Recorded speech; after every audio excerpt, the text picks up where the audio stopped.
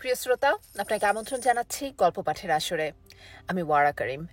এখন পড়তে যাচ্ছি আহমেদ সফার লেখা অলাথ চক্র উপন্যাসটির ৫ম খণ্ডটি। সঙ্গে থাকুন। অনেক ধন্যবাদ। নরেশদা বললেন, এই সোনা তো বাংলাদেশের জনগণের সম্পত্তি, আপনারা এখানে নিয়ে এলেন কেন? থিয়েটার রোডের কর্তা ব্যক্তিদের কাছে এই ব্যাপারে কোনো নালিশ টালিশ করেননি? নাহিদ সাহেব বললেন, থিয়েটার রোডে অনেক ঘোরাঘুরি করেছি, কেউ আমার কথা কানেও তুলতে চান না। যে ৩ জন আমরা সোনা নিয়ে এসেছিলাম তার মধ্যে একজন এমপির আপন ছোট ভাই, আরেকজন স্থানীয় আওয়ামী লীগ প্রেসিডেন্টের শালা। তারা এখন কোথায় আছে, কি করছে কিছু জানি নে।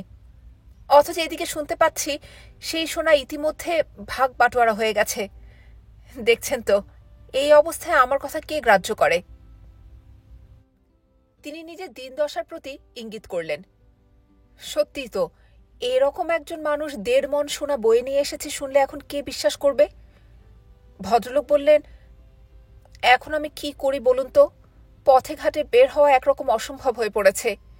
প্রায় প্রতিদিনই কলকাতা এবং বাংলাদেশের চেনা অচেনা মানুষ ভয় দেখিয়ে বেড়াচ্ছে। আমি যদি কলকাতা শহর ছেড়ে না যাই তাহলে আমাকে খুন করা হবে অথবা পাকিস্তানের গুপ্তচর বলে ভারতের পুলিশের কাছে তুলে দেয়া হবে। আমি এখন কি করব বুঝতে পারছি না। আপনারা কি আমাকে কোথাও আশ্রয় দিতে পারেন? তার গল্পটিকেও অবিশ্বাস করল না, কেননা এরকম ঘটনা এই একটিই নয়, আকছার ঘটছে। মুখে মুখে অনেক সহানুভূতিও প্রকাশ করা হলো, কিন্তু কাজের কাজ কিছুই হলো না। খুরশিদ কিন্তু নাহিদ সাহেবকে একটা পাকা আশ্বাস দিয়ে ফেলল, কাল এই সময়ে আপনি এখানে আসবেন।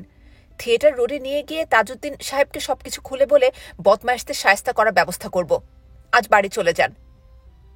নাহিদ সাহেব বললেন, এখানে আমার বাড়ি কোথায় যে যাব? খুরশিদ বলল, যেখানে থাকেন সেখানে চলে যান। আমার তো থাকার কোনো জায়গা নেই। খুরশিদ বিরক্ত হয়ে বলল, কাল কোথায় ঘুমিয়েছিলেন? কাল তো গোটা রাত শিয়ালদা স্টেশনে কাটিয়েছি।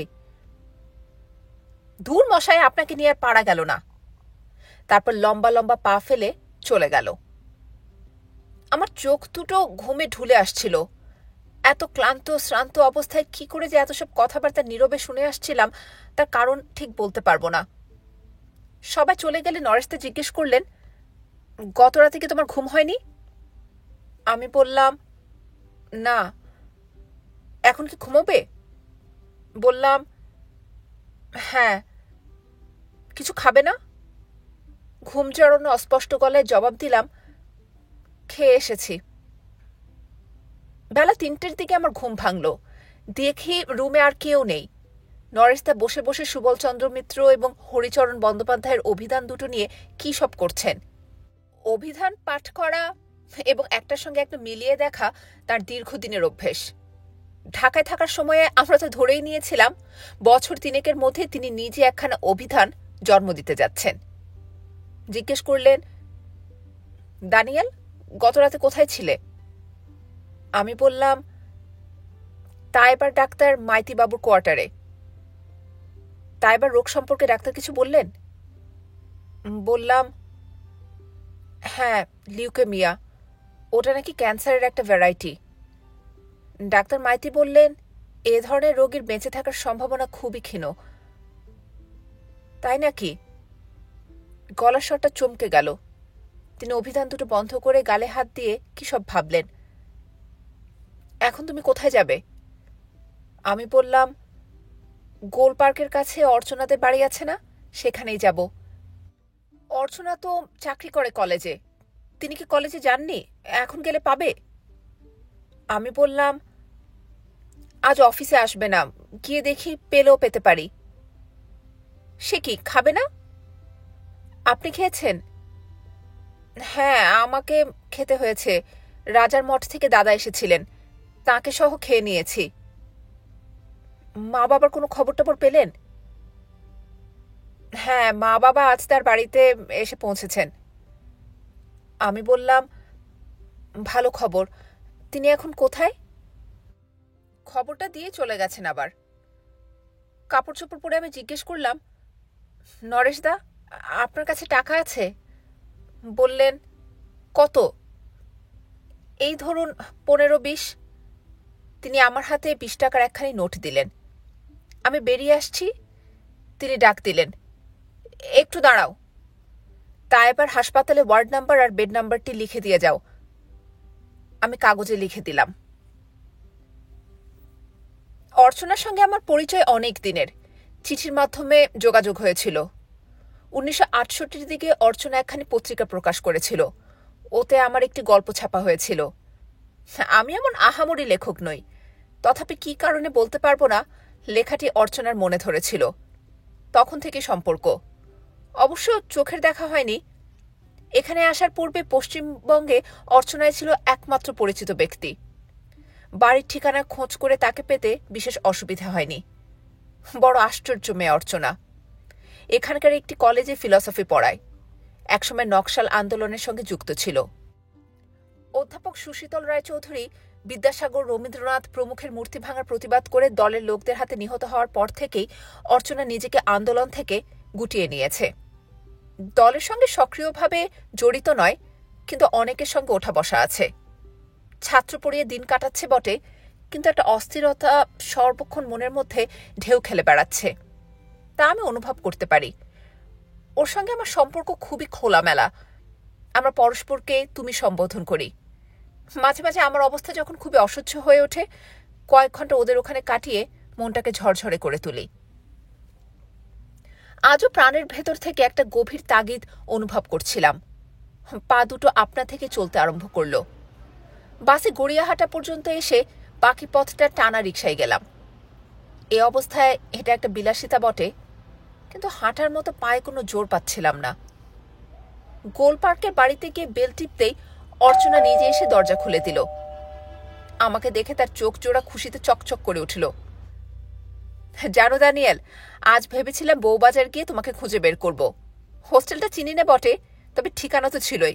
খুঁজে বের করতে কতক্ষণ। বাংলাদেশের ছেলেদের একটা সারপ্রাইজ দিতাম। আমি বললাম, যাওনি যখন সে কথা বলে আর লাভ কি? সে বলল, আমি তো প্ল্যান করেছিলাম যাবই, মাঝখানে বৌদি পাকড়ে ফেলে তার বোনের বাড়িতে নিয়ে গেল। সেখান থেকে এসেই দেখি মা রামকৃষ্ণ মিশনে যাওয়ার জন্য তৈরি হয়ে বসে আছেন। যে আমি বাড়িতে পা দিয়েছি, অমনি মা ঘরের মধ্যে বন্দি করে নিজে বেরিয়ে গেলেন। মিশনে অক্ষরানন্দ নামে এক মহারাজ এসেছেন, আর তার মুখের বচন নাকি ভারী মিষ্টি। তা কি আর করা, আমি বেচারি বাড়িতে বসে বসে ভ্যারেন্ডা ভাবছি। অর্চনা নিতান্ত আটপৌড়ে কথাও সুন্দর করে বলতে জানে। আমি বললাম, অর্চনা, এক কাপ চা খাওয়াবে? হোমা, চা তো খাবেই। সে অনুচ্চস্বরে ডাকল, শোভা, শোভা। কাজের মেয়েটি এলে বলল, 2 কাপ চা করে নিয়ে আয়, আর দেখ তো খাবার কিছু আছে কিনা। আমি বললাম, অর্চনা, শুধু চা, আর কিছু প্রয়োজন নেই। অর্চনা বুদ্ধিমতী মেয়ে, বলল, দানিয়েল, নিশ্চয় তোমার একটা কিছু হয়েছে, মুখটা ভয়ানক শুকনো দেখাচ্ছে। জবাবে বললাম, কিছু একটা না হলে শুধু শুধু তো আর তোমার কাছে আসিনে। সে বললে, বাপু, কথা না বাড়িয়ে বলে ফেলো না কি হয়েছে। আমার সে পরিচিতা বান্ধবী, যার কথা তোমাকে বলেছি, গত পরশু তার দেখা পেয়েছি। তাহলে তো পেয়ে গেছো, আমাদের এখানে এসেছো কেন? আচ্ছা যাক, তোমার সে ভদ্রমহিলার গল্প শুনি। আমি বললাম, বলার মতো কোনো গল্প নেই। সে কি, দেখানো হতে ঝগড়া বাঁধিয়ে বসে আছো নাকি? আমাকে বুঝি মধ্যস্থতা করতে হবে? আমাকে বলতেই হলো, তার মারাত্মক অসুখ, ডাক্তার বলছে ক্যান্সার। ওমা, সে কি, এখন কোথায় আছে? আমি বললাম, পিজি হাসপাতালে। তুমি কেমন করে খুঁজে বের করলে? সে কথা থাকুক অর্চনা, খুঁজে বের করে কি লাভটা হলো? সে ফোঁস করে উঠল,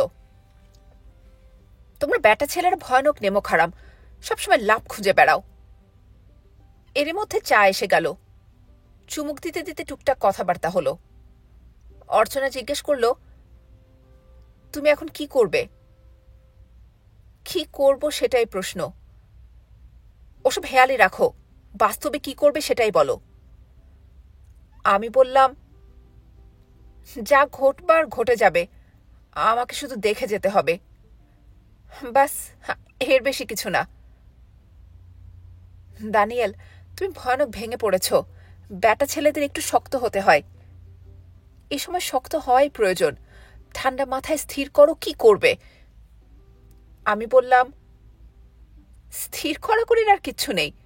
তার পার্টির লোকেরা হাসপাতালে ভর্তি করিয়ে দিয়েছে, সেখানে চিকিৎসা হচ্ছে। ডাক্তার বলেছে চিকিৎসাতে ফল হবে না, সে মারা যাবেই। অর্চনা ঝংকার দিয়ে উঠল, তুমি নেগেটিভ সাইডটা সবসময় বড় করে দেখো। মাথা ঠান্ডা করো একটু। আগে রোগী দেখি, তারপর স্থির করা যাবে কি করতে হবে। আমি অনেক কষ্টে হাসতে চেষ্টা করলাম। বললাম, অর্চনা, তোমাকে ধন্যবাদ। সব রকমের বিপদে আপদে সবসময় তোমার মুখ থেকে চমৎকার সান্ত্বনার বাণী বেরিয়ে আসে। এ সময় আবার কলিং বেল। অর্চনা উঠে দরজা খুলে দিল। দুজন ভদ্রলোক ঘরে প্রবেশ করলেন। তাদের একজন হ্যাংলা মতো, গায়ের রং ফর্সা, তবে কিছুটা জ্বলে গেছে, পরনে ধুতি আর সাদা শার্ট। ভদ্রলোকের চেহারার একটা আকর্ষণ আছে, মাথার চুল লম্বা কোঁকড়ানো। সঙ্গের অন্য ভদ্রলোকটি মেটে খাটো, চকোলেট রঙের প্যান্ট আর নীল হাওয়াই শার্ট পরনে। প্রথম দৃষ্টিতেই মনে হবে এ ভদ্রলোক অত্যন্ত গোছালো। ওরা দুজন সোফায় বসলে অর্চনা বলল, এসো দানিয়েল, তোমার সঙ্গে পরিচয় করিয়ে দিই। এ হচ্ছে সত্যব্রত, আমার কলিগ এবং বন্ধু। আমি ধুতি পরা হ্যাংলাপনা ভদ্রলোকের সঙ্গে হাত মেলালাম। আর উনি হলেন অনিমেষ দা। আশা করি দেখে চিনে নিতে তোমার অসুবিধা হবে না। এ হচ্ছে দানিয়েল, আমার বাংলাদেশের বন্ধু। তার সম্পর্কে তো তোমাদের অনেক বলেছি। সত্যব্রত বাবু উচ্ছ্বসিত হয়ে বললেন, আরে দানিয়েল সাহেব, আপনার সম্পর্কে অর্চনার কাছে এত শুনেছি যে বলতে গেলে আপনার সমস্ত কিছুই মুখস্থ হয়ে গেছে। তার কথায় হাসলাম। তিনি ফের জিজ্ঞেস করলেন, আপনি কেমন আছেন, এখানে কোথায় উঠেছেন, আর আপনাদের মুক্তি সংগ্রামের সংবাদ কি? আমি আমার নিজের কথা বলতে পারি, কিন্তু বাংলাদেশের মুক্তিযুদ্ধের সম্বন্ধে জানতে চাইলে কেমন নার্ভাস এবং অপ্রস্তুত বোধ করতে থাকি। মুক্তিযুদ্ধ সম্বন্ধে আমি কতটুকু বলতে পারি? দেশের ভেতরে কি হচ্ছে কিছু জানি নে। সীমান্তে যা ঘটছে তারও খবর ঠিক মতো পাইনে। থিয়েটার রোডে কর্তা ব্যক্তিরা কি আমার সঙ্গে পরামর্শ করে সিদ্ধান্ত নিয়ে থাকেন?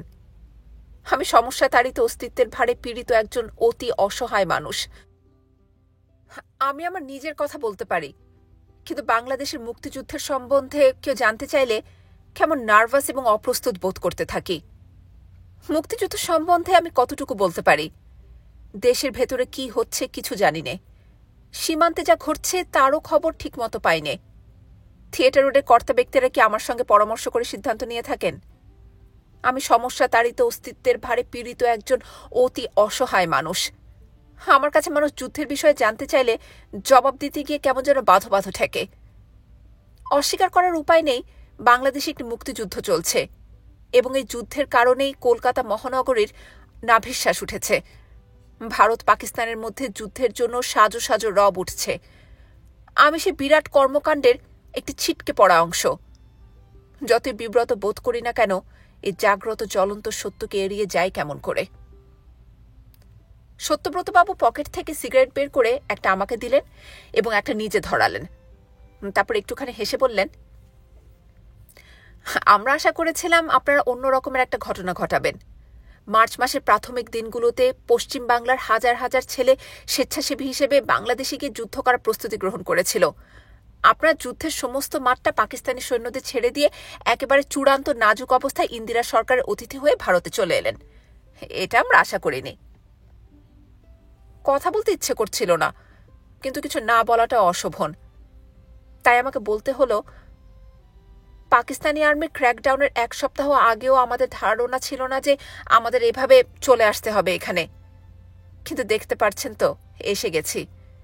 এখন করার কিছু কি আছে? সত্যব্রতবাবু অনেকটা আফসোসের ভঙ্গিতে বললেন, আপনাদের দেশ এবং জনগণের ভাগ্য এখন আন্তর্জাতিক চক্রান্তের মধ্যে আটকা পড়ে গেছে। দুনিয়ার সমস্ত দেশ চাইবে আপনাদের উপলক্ষ করে দাবায় নিজের চালটি দিতে। মাঝখানে আপনারা চিড়েচ্যাপ্টা হয়ে যাবেন। আমার মনে হয় কি জানেন, আপনাদের ওই শেখ মুজিব মানুষটি হাড়ে হাড়ে সুবিধাবাদী অথবা আস্ত একটা বোকারাম। কি সুবর্ণ সুযোগই না আপনাদের হাতে ছিল। একটা চাপা দীর্ঘশ্বাস বুকের ভেতর থেকে বেরিয়ে আসতে চাইছিল, সেটা বুকের ভেতর জমিয়ে রাখলাম। অর্চনা বলল, তোমরা আলাপ করো, আমি দেখি চা দেয়া যায় কিনা। সে বাড়ির ভেতরে চলে গেল। অনিমেষবাবু মুখ খুললেন। আচ্ছা দানিয়েল সাহেব, একটা কথা বলুন তো, আমি শুনেছি শেখ মুজিব নাকি বলেছিলেন বাংলাদেশে কমিউনিস্ট বিপ্লব ঠেকাতে হলে সবাইকে তার উপর নির্ভর করতে হবে। কথাটা কতদূর সত্যি?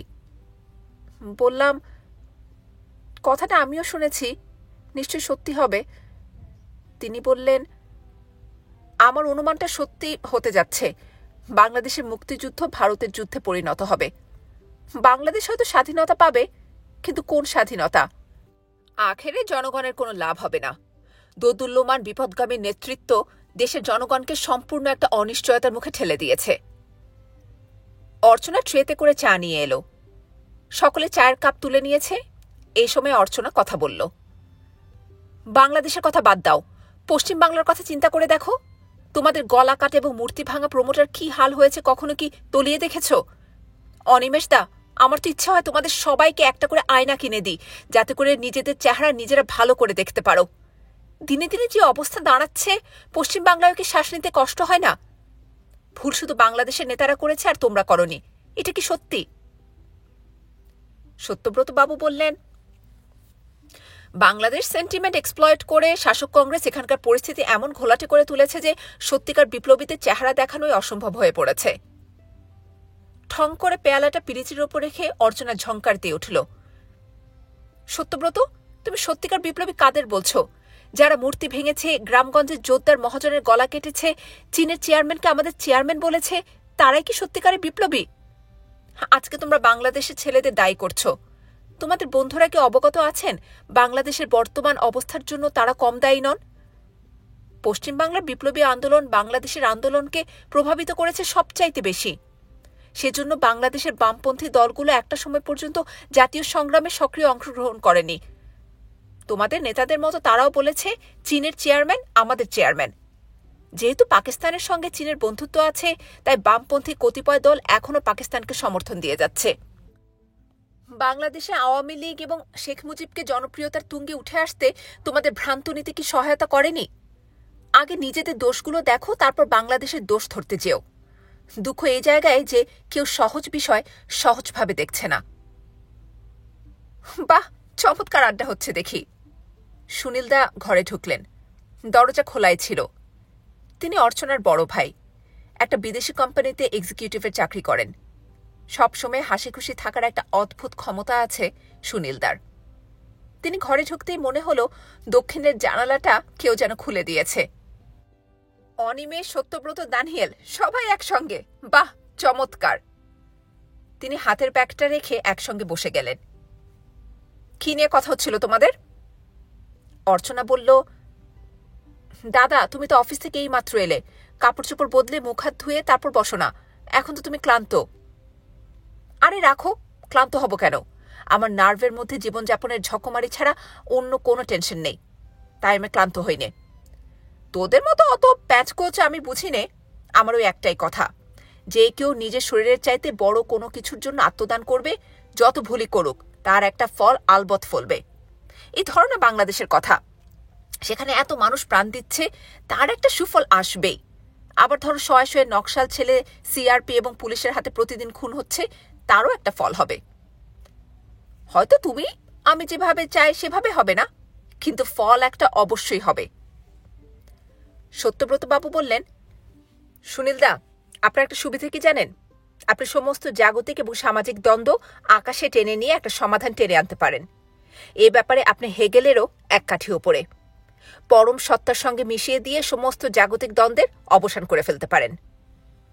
সুনীলদা বললেন, তোমার ওই হেগেল টেগেল বুঝি নে, আমি অত্যন্ত সহজ মানুষ এবং সাদা চোখে দুনিয়াটা দেখি।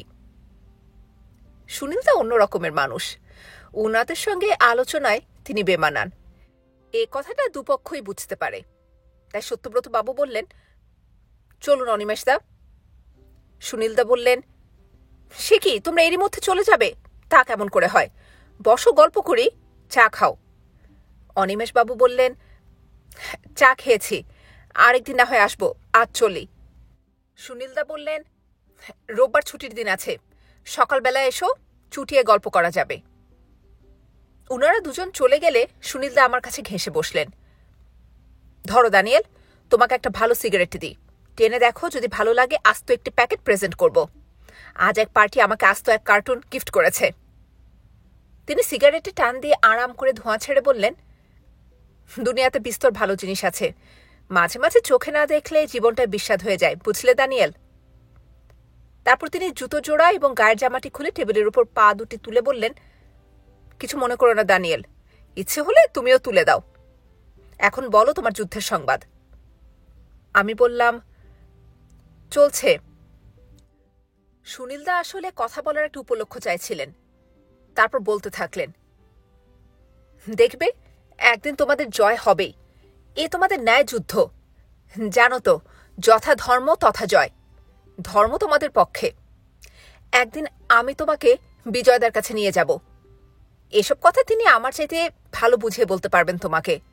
বিজয়দা এখন রামকৃষ্ণ মিশনে থাকেন। মনে করো না তিনি ধর্মকর্ম নিয়ে ডুবে থাকেন, মোটেই সত্যি নয়। দেখবে কি রকম বিচক্ষণ মানুষ, জগৎ সংসারের সব খবর রাখেন। আধুনিক ফিজিক্সের জটিল সব তত্ত্ব ক্যাট মানে বেড়ালের মতো করে বুঝিয়ে দিতে পারেন। দেখে বিশ্বাসই হবে না এই মানুষটি যৌবনে বাঘা যতীনের সঙ্গে বালেশ্বরের যুদ্ধে অংশগ্রহণ করেছিলেন। তিনি বলেন, মানুষের মনের এই যে টেনশন, তার পেছনে দুটি কারণ, একটি হলো লোভ, অন্যটি অনিশ্চয়তা। মনের ভেতর থেকে এই দুবস্তুর অবসান ঘটাতে পারলে দেখবে জীবন অনেক ফলবান এবং পৃথিবী অনেক সুন্দর হয়ে উঠবে। সুনীল তার বক্তৃতাটি আরও দীর্ঘ হতে পারত। কাজের মেয়েটি খবর দিয়ে গেল কে একজন তাকে টেলিফোনে ডাকছে। আমি বললাম, সুনীলদা, আজ আমার একটু কাজ আছে, সুতরাং চলি, আরেকদিন না হয় আসবো। তিনি জোর করলেন না। আমার সঙ্গে অর্চনা বড় রাস্তার গোড়া পর্যন্ত এলো। বলল, কোনো কথা হলো না দানিয়েল, আমি সত্যি খুবই দুঃখিত। বললাম, অর্চনা, দুঃখিত হওয়ার কারণ নেই, যা ঘটবার ঘটে যাবে। সত্যিকার অবস্থাটি ভুলে থাকতে পারলে আমি খুশি হই, কিন্তু পারি কই। অর্চনা আমার কাঁধে হাত রেখে বলল, এক কাজ করো, তোমার বান্ধবীর নাম এবং হাসপাতালের ওয়ার্ড নাম্বারটি লিখে দাও, কলেজ থেকে আসার পথে একবার দেখে আসব। একটা কাগজ নিয়ে আমি তাইবার ওয়ার্ড নাম্বার লিখে দিলাম। বাইরে পা বাড়িয়ে আমার বুকের ব্যথাটি মোচড় দিয়ে উঠল। এই অবস্থার সঙ্গে একটি ঘটনা আমার মনে আছে। একবার দাঁতের খুব ব্যথা হয়েছিল, যন্ত্রণায় চিৎকার করছিলাম। এই সময় দেখি পাশের বাড়িতে মারামারি লেগেছে। থামাতে গিয়ে 3 ঘন্টার মতো প্রাণান্তকর যন্ত্রণা ভুলে গিয়েছিলাম। বড় রাস্তার ধারে ধারে টিউবলাইটগুলো জ্বলে উঠেছে, গাড়িগুলো তীব্র বেগে ছুটছে। আমি ফুটপাথ ধরে হাঁটছি, কোনো কিছুর প্রতি খেয়াল নেই। ছাড়া ছাড়া ভাবে নানা কিছু আমার মনের মধ্যে হানা দিয়ে যাচ্ছে। চোখের সামনে তাইবার মুখখানা ভেসে উঠল। কিছুদিনের মধ্যে সে জগৎ সংসারে হিসেব চুকিয়ে নেই হয়ে যাবে। তার মায়ের কথা মনে হলো। ওরা কি এখনো দিনাজপুরে আছেন? আমার মা, গ্রামের বাড়িঘর, আত্মীয় পরিজন, ঢাকার বন্ধু বান্ধব, কখনো কি আবার সকলের সঙ্গে দেখা হবে? আমার সমস্ত স্মৃতির পেছনে আপনা থেকেই মুক্তিযুদ্ধটি এসে দাঁড়িয়ে থাকে। এই যুদ্ধের জয় পরাজয়ের সঙ্গে আমার অস্তিত্ব যেন ওতপ্রোতভাবে জড়িত। এই কলকাতা শহরে যে আমি ছায়ার মতো বেড়াচ্ছি, তা যেন আমার সমগ্র সত্তার একটি প্রক্ষিপ্ত টুকরো মাত্র। সেই সংগ্রামের মূল শরীরটির সঙ্গে আমি যুক্ত হতে পারছি না কেন? ঘুরে ঘুরে কথাগুলো মনে বেজে যেতে লাগলো, কিন্তু জবাব দেবে কে? তার পরদিন সকালবেলাও আমাকে হাসপাতালে যেতে হলো। তখন বোধ করি বেলা 10টা-11টা হবে। তাইবার মা, বড় ভাই, ডোরা, জাহিদুল হক এবং দোলা সবাই তাইবার বিছানার চারপাশে ভিড় করে আছে। দরজার পর্দা সরিয়ে ভেতরে পা দিতেই একটুখানি অপ্রস্তুত হয়ে গেলাম। এ ধরনের পরিস্থিতিতে আমি কেমন অন্যরকম হয়ে যাই। এই পারিবারিক সম্মেলনে আমার তো কোনো ভূমিকা থাকার কথা নয়। স্বভাবতই আমি ভীরু এবং লাজুক প্রকৃতির মানুষ, কিন্তু চলে আসাটা ছিল আরও অসম্ভব। আমার দিকে প্রথম দৃষ্টি পড়ল তাইবার। এই যে দানিয়াল ভাই, আসুন, ইতস্তত করছেন কেন? দেখতে পাচ্ছেন না মা এবং বড় ভাইয়া এসেছেন? আমি কেবিনে ঢুকে তাইবার মাকে সালাম করলাম। মহিলা আমার মাথায় হাত রাখলেন। সহসা মুখে কোনো কথা জোগালো না। এই মহিলাকে তাইবার বন্ধু বান্ধবেরা সবাই মা বলে ডাকে। আমিও চেষ্টা করেছি মা ডাকতে, কিন্তু বলতে পারবো না কি কারণে জিভ ঠেকে গেছে। যা হোক, তিনি জিজ্ঞেস করলেন, কেমন আছো বাবা? আমি স্মিত হেসে বললাম, ভালো। তাইবার বড় ভাইয়া, তাকে আমরা হেনা ভাই বলে ডাকি, জিজ্ঞেস করলেন, দানিয়েল, তোমার সব খবর ভালো তো?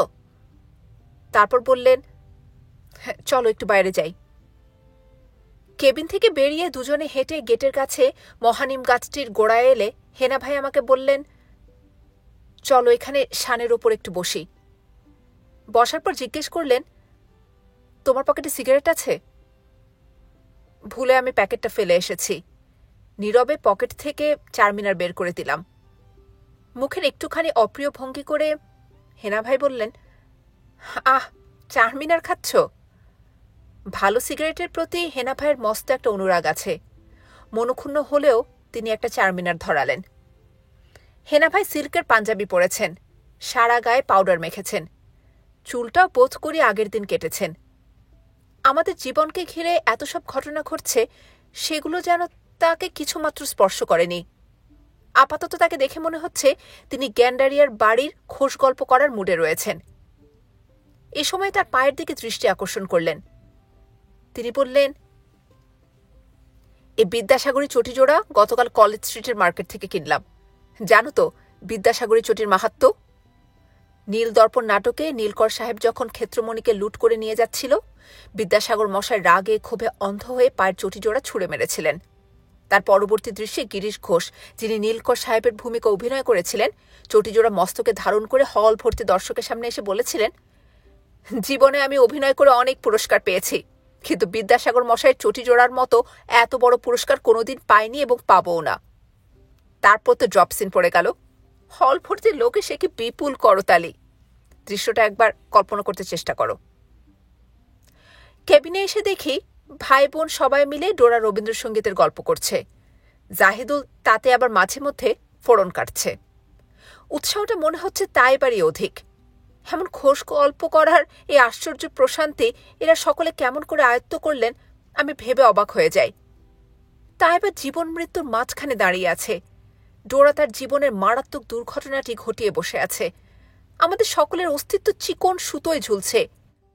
এই ধরনের অবস্থায় নির্বিকার মুখ ঢেকে এরা রবীন্দ্রসঙ্গীতের আলোচনা কি করে করতে পারেন? জীবন সম্ভবত এরকমই। আঘাত যত মারাত্মক হোক, দুঃখ যত মর্মান্তিক হোক, একসময় জীবন সব কিছু মেনে নেয়। দুনিয়াতে সবচাইতে আশ্চর্য মানুষের জীবন। তাইবার মা তাইবার পাশে দেয়ালে হেলান দিয়ে বসে আছেন। ভদ্রমহিলার তেজব্যঞ্জক মুখমণ্ডলে এক পোজ ঘন গাঢ় বিষাদের ছায়া। সকলেই কথা বলছে, তিনি বড় বড় চোখ মেলে তাকিয়ে আছেন। সাদা কালো চুলের রাশি একপাশে হেলে পড়েছে। অসাধারণ ব্যক্তিত্বমণ্ডিত চেহারা। যৌবনে কি সুন্দরীই না ছিলেন! মহিলার দিকে একবার তাকালে চোখ ফেরানো যায় না। চেহারায় এমন একটা আকর্ষণীয় শক্তি আছে যে বারবার তাকাতে বাধ্য করবে। আপাতত মাধুর্যমণ্ডিত মনে হলেও গভীরে ধারালো কিছু কঠিন কিছু আত্মগোপন করে আছে। অনেকবার এই মহিলার কাছাকাছি এসেছি, কিন্তু খুব কাছে যেতে সাহস পাইনি। মহিলার প্রতি যেমন একটি গভীর আকর্ষণ অনুভব করতাম, তেমনি আবার ভয়ও করতাম। ওনারা যখন উঠলেন তখন বেলা 11:30 হবে। আমি কি করব স্থির করতে না পেরে উসখুস করছিলাম। তাইবার মা বলে বসলেন, বাবা দানিয়েল, তুমি আমার সঙ্গে এসো। আমি সসংকোচে জানতে চাইলাম, কোথায়? তিনি বললেন, ফ্রি স্কুল স্ট্রিটে আমার দেওরের বাসায়। আর কেউ যাবে না? না, আর কেউ যাবে না। দোলা যাবে ক্যাম্পে।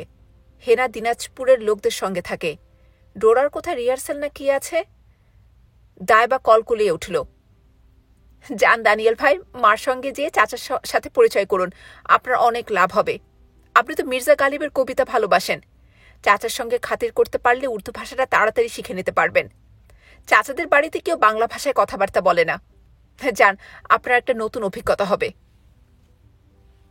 আমি একটা টানা রিকশায় চেপে তাইবার মাকে নিয়ে পথ দিলাম। যেতে যেতে তিনি আমাকে বললেন, আমার দেওরের বাসা যেখানে নিয়ে যাচ্ছি সেখানে একটু সাবধানে কথাবার্তা বলতে হবে। ওরা কেউ বাংলা ভাষায় কথাবার্তা বলে না, এমনকি বাংলাদেশের মুক্তি সংগ্রামকে প্রাণের থেকে ঘৃণা করে। তথাপি আমি থাকছি কারণ আমার অন্য কোথাও থাকার জায়গা নেই। ওরাও আমাকে থাকতে দিয়েছে কারণ এই বাড়িটার অর্ধেকের দাবিদার ছিলাম আমরা। কিন্তু সে কথা আমরা কখনো উত্থাপন করিনি। ওদের জীবনের এমন একটা ধাঁচ, তার সঙ্গে আমাদের একেবারেই মেলে না। আর আমাদের মধ্যে কী সব ঘটছে না ঘটছে সে বিষয়ে তাদের সামান্যতম জ্ঞানও নেই।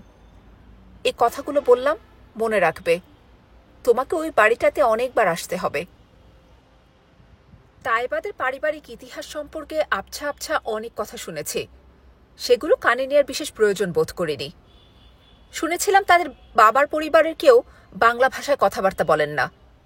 বর্ধমান তাদের স্থায়ী নিবাস হলেও হাড়ে মাংসে অস্থি মজ্জায় তাইবার বাবা চাচারা মনে করেন তারা পশ্চিম দেশীয়।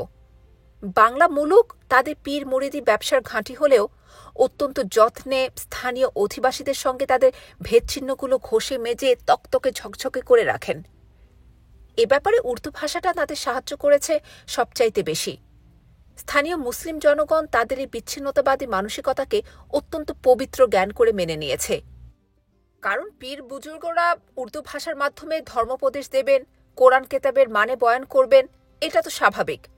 সাথে সাথে তারা যদি দৈনন্দিন কাজকর্মে ওই ভাষাটিকে ব্যবহার করেন তাতে তো দোষের কিছু নেই, বরং স্থানীয় জনগণের চোখে তাদের সম্ভ্রম অনেক গুণে বেড়ে যাওয়ার কথা। এই পরিবারটিতে তাইবার মায়ের মতো একজন মহিলার বিয়ে হওয়া সত্যিকারের বিস্ময়ের ব্যাপার, কিন্তু পৃথিবীতে অনেক অঘটন ঘটে যায়। তাইবার মা শ্বশুরবাড়িতে প্রবেশ করেন সম্পূর্ণ ভিন্ন একটা পরিবেশ থেকে। তাদের বাড়ি ছিল বোলপুরের কাছাকাছি, রবীন্দ্রনাথের শান্তিনিকেতনের একেবারে সন্নিকটে। তাইবার মা বালিকা বয়সে ৫-৬ বছর শান্তিনিকেতনে পড়ালেখা করেছেন। বিয়ে হওয়ার পর শ্বশুরবাড়িতে এসে একটা প্রকাণ্ড সমস্যার মধ্যে পড়ে গেলেন। নতুন বউ উর্দু ভাষায় কথা বলে না, এমনকি পারিবারিক ভাষাটি শিক্ষা করার কোনো চারও নতুন বউয়ের নেই। দীর্ঘ ইতিহাস সংক্ষেপ করে বলতে গেলে শ্বশুরবাড়িতে স্বামী এবং দাসী চাকর ছাড়া আর কেউ তার সাথে কথা বলে না। এই অবস্থাটা অনেক দিন কেটেছে। এই সময় ভারতবর্ষ দুটুকরো হয়ে হিন্দুস্তান পাকিস্তান হল। নতুন বউ স্বামীকে অনেক করে বুঝিয়ে সুঝিয়ে বর্ধমান এবং কলকাতার সমস্ত স্থাবর সম্পত্তির দাবি ছেড়ে দিয়ে পূর্ব পাকিস্তানের দিনাজপুরে এসে নতুন সংসার পেতে বসেন। নতুন সংসারে থিতু হয়ে বসার পর মহিলা তার পুত্রকন্যাদের গড়ে তোলায় মনোযোগ দিলেন। শ্বশুরবাড়ি থেকে মুসলিম সমাজ সম্বন্ধে একটা প্রচণ্ড ভীতি নিয়ে তিনি এসেছিলেন। দিনাজপুরে বাংলাভাষী মুসলমানদের মধ্যে অনেকদিন বসবাস করার পরও সে ভীতি তার পুরোপুরি কাটেনি। সমাজে বাস করতেন বটে, কিন্তু একটা দূরত্ব সবসময় রক্ষা করতেন।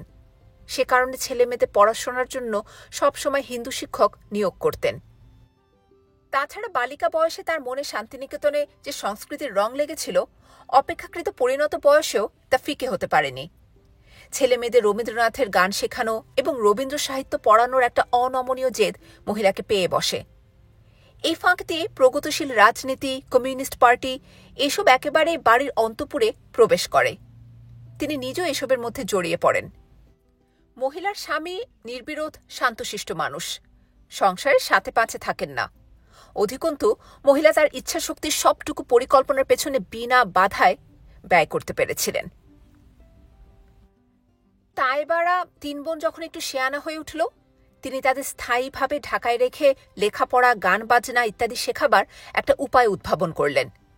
বিনিময় করে দিনাজপুরে যে ভূসম্পত্তিটুকু পেয়েছিলেন তার একাংশ বিক্রি করে ঢাকা শহরের গ্যান্ডারিয়ায় একটা ছোট্ট বাড়ি কিনলেন। বাড়ির পেছনের খালি জায়গাটিতে 2টি কাঠচেরায় কল বসালেন এবং ছোট্ট ছেলেটাকে তার দেখাশোনার দায়িত্ব দিলেন। সে সময়ে ঢাকা শহরে জাহিদুলরা রবীন্দ্রসঙ্গীতের প্রচার প্রসার নিয়ে আন্দোলন করছিলেন। এই রবীন্দ্রসঙ্গীতের সূত্র ধরেই জাহিদুল এবং রাশেদা খাতুনের সঙ্গে তাইবাদের পরিচয়ের সূত্রপাত। তাইবার মা তো জাহিদুলদের সঙ্গে পরিচিত হয়ে আল্লাহকে ধন্যবাদ দিলেন। এতদিন তিনি মনে মনে এমন সুরুচি সম্পন্ন কাউকে সন্ধান করছিলেন যার ওপর তার অবর্তমানে মেয়েদের অভিভাবকত্বের দায়িত্ব দিয়ে নিশ্চিন্ত বোধ করতে পারবেন।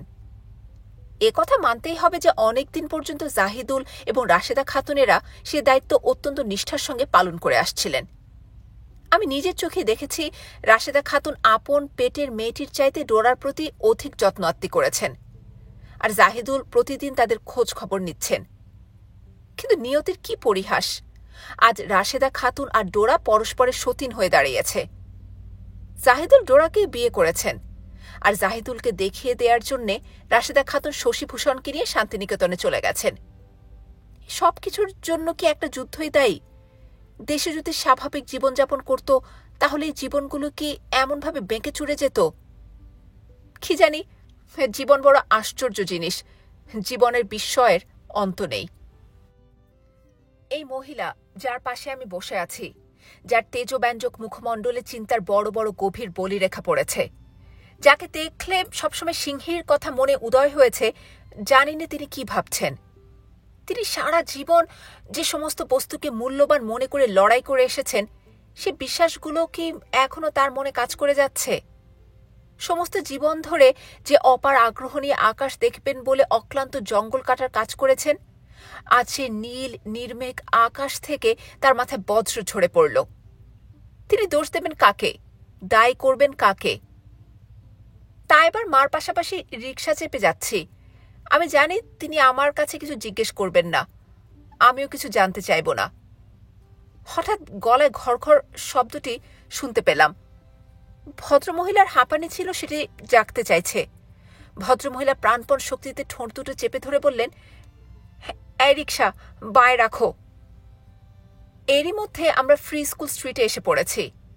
তা এবার মা আমাকে নিয়ে একটা সেকেলে ধরনের 3 তলা বাড়ির সামনে এসে দাঁড়ালেন। বাড়িটার গঠনশৈলী দেখে মনে হবে লর্ড ওয়ারেন হেস্টিংসের আমলে যে ধরনের বাড়ি হতো, এটি তার একটি। প্রকাণ্ড চওড়া দেয়াল, লাল ইটগুলো বিবর্ণ হয়ে গেছে। দরজা জানালাগুলো আকারে আয়তনে বেশ বড়সড়। কার্নিশের কাছে 2-3টে অশ্বত্থ গাছের চারা বেশ উঁচু হয়ে উঠেছে। কতকাল সংস্কার হয়নি কে জানে। তাই এবার মা আমাকে বললেন, তুমি এখানে দাঁড়াও, আমি ভেতরে যাই। যা বলছি মনে থাকে যেন। তোমার তো আবার অস্থির মেজাজ, একটু বুঝে শুনে কথাবার্তা বলবে। আমার তো মনে হচ্ছে এখানে আমাকে অনেকদিন থাকতে হবে। মহিলা পেছনে দরজা দিয়ে প্রবেশ করলেন। আমার মনে হলো এই বাড়িতে এখনো সদর অন্দর মেনে চলা হয়। একটু পর বুড়ো মতো দাড়িওয়ালা এক লোক এসে বলল, আপ মেরে সাথ আইয়ে। লোকটির পেছন পেছন আমি 3 তলা দালানের একটি ঘরে প্রবেশ করলাম। ছাদটি অনেক উঁচু, বিরাট বিরাট লোহার বিমের উপর বসানো হয়েছে ছাদ। দরজার জানালায় খুব দামি মোটা কাপড়ের পর্দা টাঙানো আছে, কিন্তু সেগুলো এত ময়লা যে দেখতে ইচ্ছে করে না। ঘরে হাল আমলের একজোড়া সোফা সেট আছে বটে, কিন্তু না থাকলেই যেন অধিক মানানসই হতো। দেয়ালে মক্কা শরীফ, মদিনা শরীফ, বাগদাদ শরীফ ও আজমির শরীফের ছবি মোটা মোটা দামি ফ্রেমে টাঙানো। সোনালী অক্ষরে আরবিতে আল্লাহর নাম, মুহাম্মদের নাম বাঁধিয়ে টাঙিয়ে রাখা হয়েছে। তাছাড়া দেওবন্দ থেকে প্রকাশিত একখানা ইসলামী ক্যালেন্ডার দেয়ালে ঝুলছে। সবকিছু মিলিয়ে আমার মনে হলো আমি অন্য একটা জগতে এসে পড়েছি। অবাক হয়ে সবকিছু লক্ষ্য করছি।